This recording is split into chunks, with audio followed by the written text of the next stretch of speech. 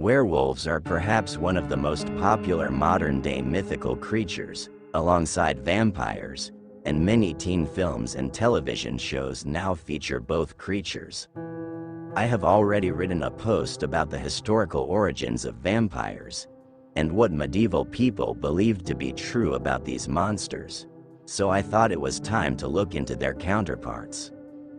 In modern media, such as Twilight and the Vampire Diaries, werewolves are seen as the opposites to vampires, and often are portrayed as having the sole purpose of fighting evil vampires. Vampires are burnt by the sun, whilst werewolves find their strength in the full moon. Werewolves, however, have a very long history in legend, although their core essence has stayed true over hundreds of years. A werewolf, also known as a lycanthrope, is a species of legendary creature that can hide its ears and tail. It is a human but also a wolf, and most people fear them because of how they look. There are characteristics that make werewolves special, and that allow a person to tell them apart from real wolves, such as the eyes, shape, and tail. When in human form, werewolves look and act like any normal human being, although they usually appear to be ill around nights when there is a full moon. When in wolf form, the werewolf does keep the mind of human but will only attack those who anger it or take a member of its pack. Depending on the fiction or legend, a werewolf can be killed by a silver bullet. However, a werewolf cannot be killed by crosses or holy water, like vampires in similar legends. When a werewolf dies, it turns back into a human. The first references to werewolves are thousands of years old. Some argue that the earliest mention of a werewolf comes from the Epic of Gilgamesh, a piece of writing from 1800 BC which is considered the earliest surviving great work of literature and the second oldest religious text to have survived. In the text, a woman was said to have turned a previous lover into a wolf. However, turning a man into a wolf is not necessarily the same as making him a werewolf, and so many instead consider the earliest reference to werewolves to come from ancient Greece. In the 5th century BC, a Greek historian named Herodotus described a nomadic group of people called the Nori. Herodotus said that these people would transform into wolves for several days of the year.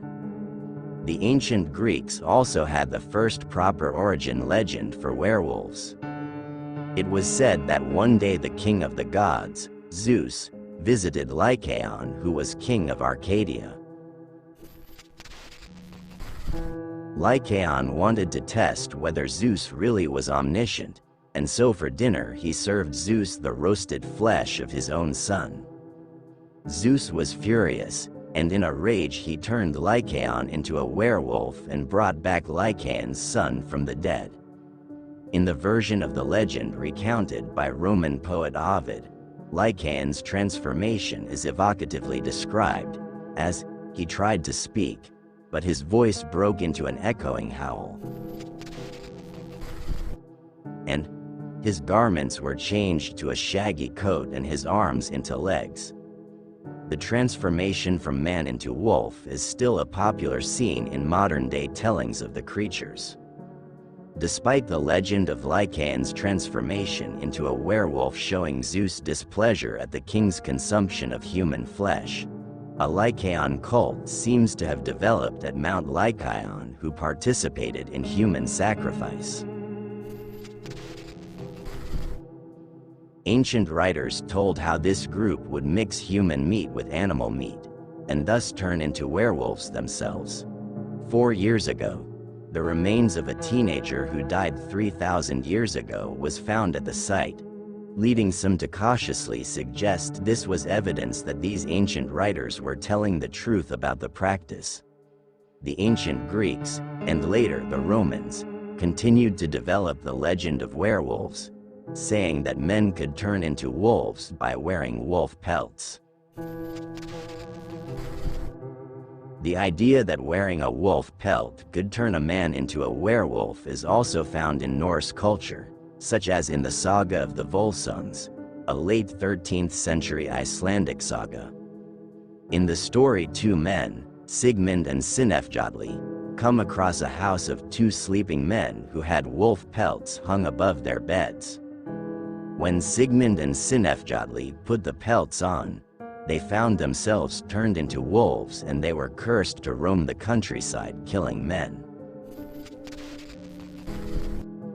One time the two werewolves had a fight with each other where Sigmund nearly killed Sinfjolti, who was his son. Luckily, a raven was flying by and saw what happened and gave Sigmund a magic leaf which healed Sinfjolti's wounds. Not long after, the two men were able to remove their wolf skins and turn back into humans, and they promptly burnt the pelts on a fire. Wolves were a widespread predator across Europe in the ancient world and into the medieval period, and this most likely fueled the prevalence of stories of werewolves.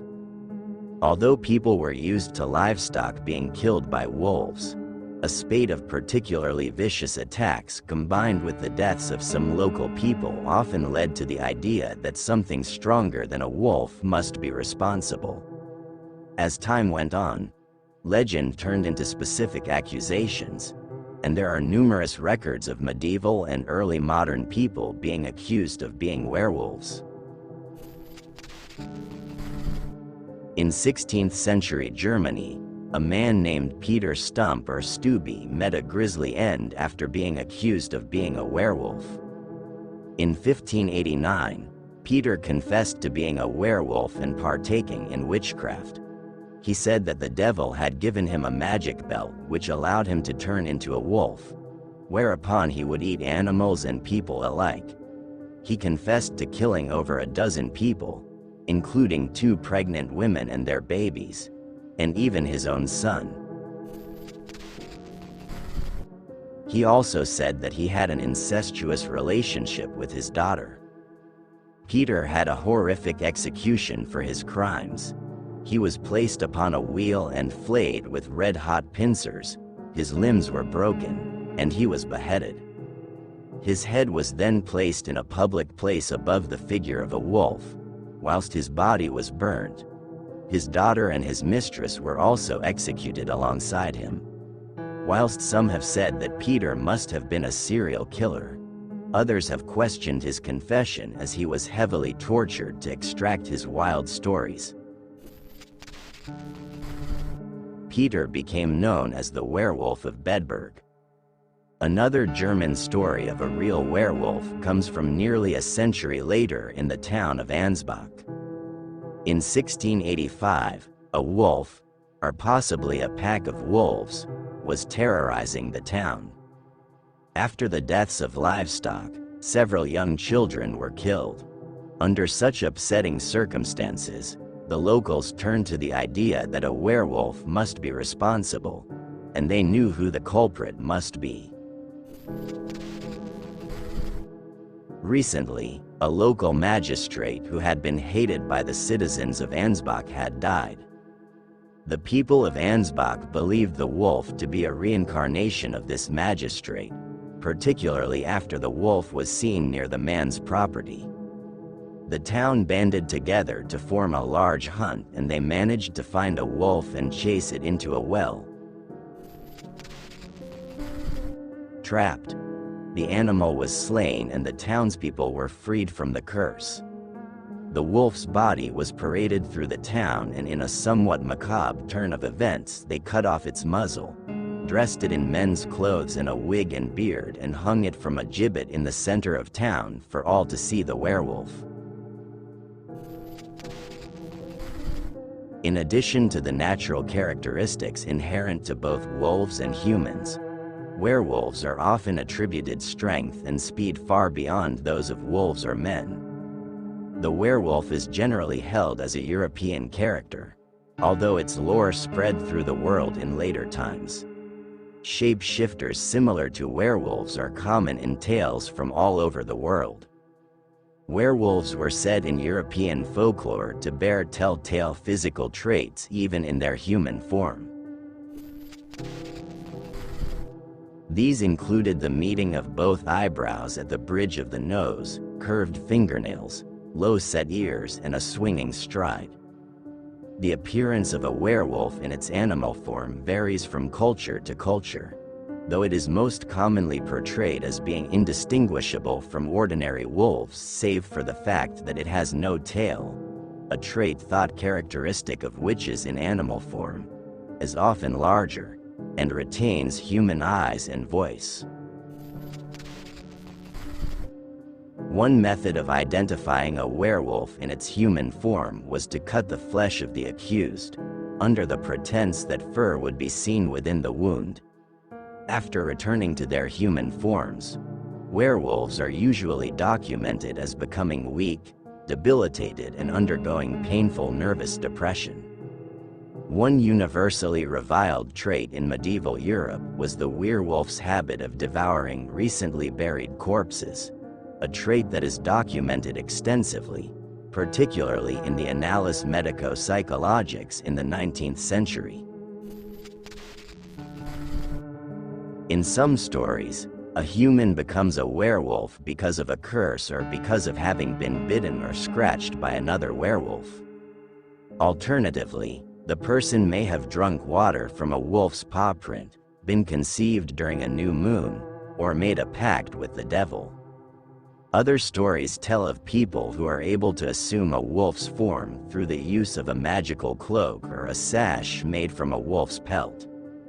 According to folklorist Carol Rose, in ancient Greece it was believed that eating wolf's meat mixed with human flesh could irreversibly change a person into a werewolf. Although in some stories the werewolf may shapeshift at will, the most well-known werewolf tales claim that the transformation happens involuntarily and only in the light of a full moon. Further, when the sun rises the next day, the person may not remember having turned into a werewolf, but any injuries sustained by the werewolf while marauding at night are typically intact. Various methods for becoming a werewolf have been reported, one of the simplest being the removal of clothing and putting on a belt made of wolfskin, probably as a substitute for the assumption of an entire animal skin, which also is frequently described. In other cases, the body is rubbed with a magic salve. Drinking rainwater out of the footprint of the animal in question or from certain enchanted streams were also considered effectual modes of accomplishing metamorphosis. The 16th century Swedish writer Olaus Magnus says that the Livonian werewolves were initiated by draining a cup of specially prepared beer and repeating a set formula. Ralston in his Songs of the Russian People gives the form of incantation still familiar in Russia. In Italy, France, and Germany, it was said that a man or woman could turn into a werewolf if he or she, on a certain Wednesday or Friday, slept outside on a summer night with the full moon shining directly on his face. In Brazil, it is believed that when a woman has 7 daughters and the 8th child is a man, the latter is likely to be a werewolf.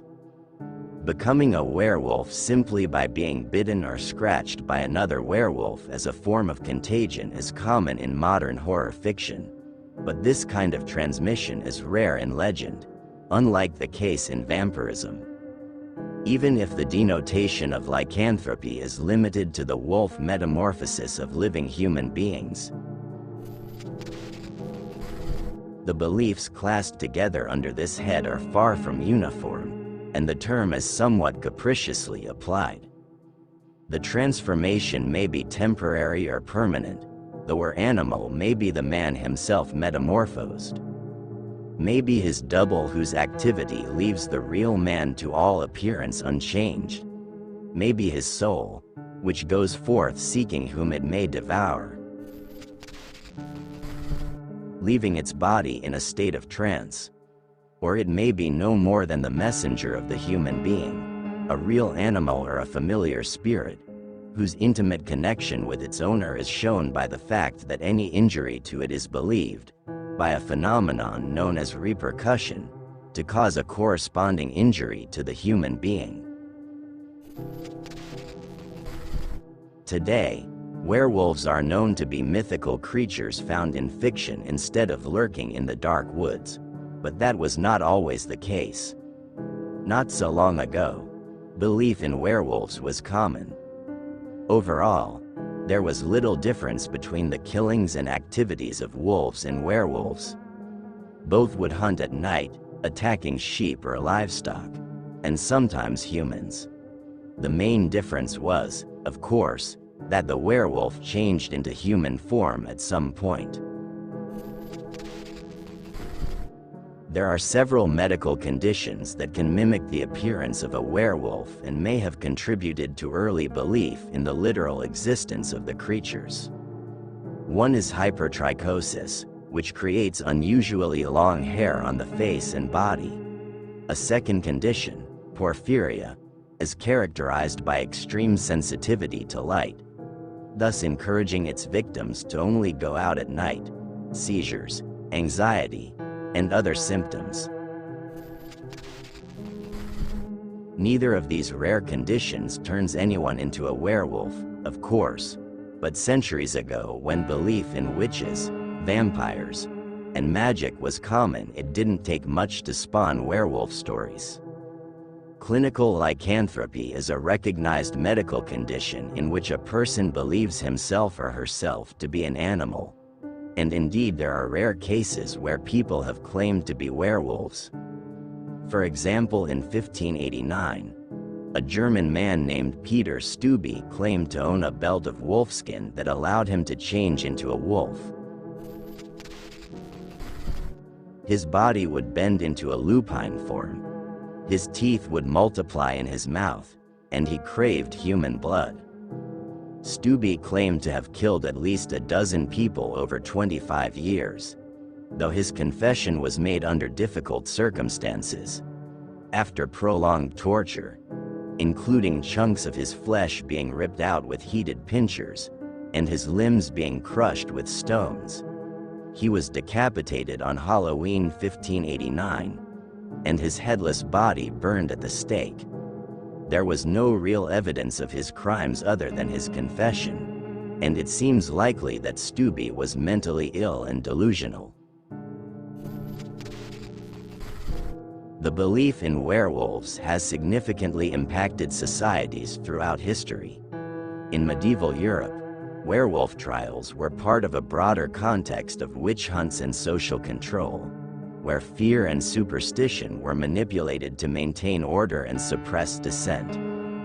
These trials often targeted marginalized individuals, reflecting societal anxieties about outsiders and the unknown. In modern times, the werewolf myth continues to captivate popular culture, influencing literature, film, and audio dramas like our own, Tales from Davidstown. This female-led audio thriller explores themes of fear, survival, and transformation, drawing on the rich history of werewolf mythology, while weaving a new take on the legend, to create a compelling narrative. By delving into its own origins of the werewolf myth, Tales from Davidstown aims to not only entertain, but also provide a deeper understanding and add something unique to these ancient legends and their enduring appeal.